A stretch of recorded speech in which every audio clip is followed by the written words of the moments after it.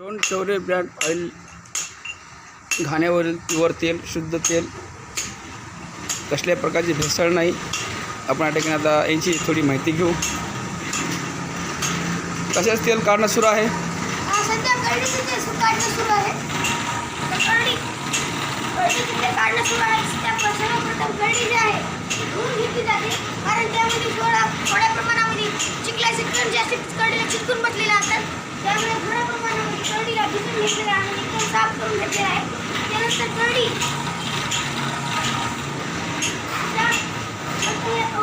घेऊन कळडी ह्या बॉक्समध्ये टाकली जाते.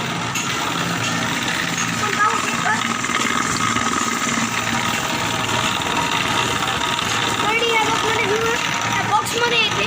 ह्या बॉक्समध्ये तो कळडीचा एकदम पेंड आहे का ही? हा, ही पेंड येत आहे पुढून. वरतून तेल येत आहे. तर पेंड वेगळ्या साईडला आणि तेल वेगळ्या साईडला येत आहे. तर ह्या प्रकारे काही याच्यामध्ये भेसळ नाही.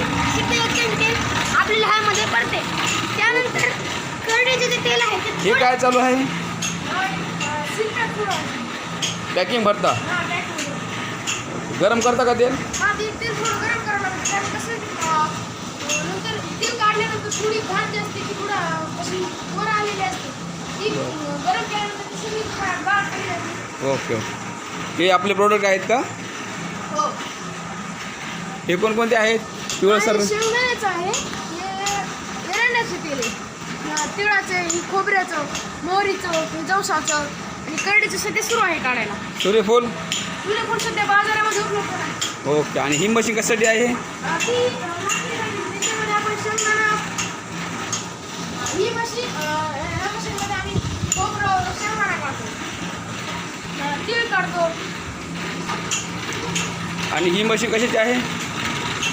ही मशीन आहे ती शेंगदाण्याचे जे तेल निघतो त्यामध्ये ती पेंड असते. ती पेंड फार मोठ्या प्रमाणात असते. आपण पाहू शकतो ती जी पेंड असते त्या मशीनमधून अशा एकदम मोठ्या प्रमाणातून येते व ती जनावराला खाता येत नाही. त्यामुळे ह्या मशीनमधून टाकून ती पातळ पेंड तयार होऊन येते. Okay okay. हे पहा, हे जनावराला एकदम सोप्या पद्धतीने खाता येते. ठीक आहे. शुद्ध प्युअर तेल, लाकडी घाण्यावरील शेंगदाणा तेल.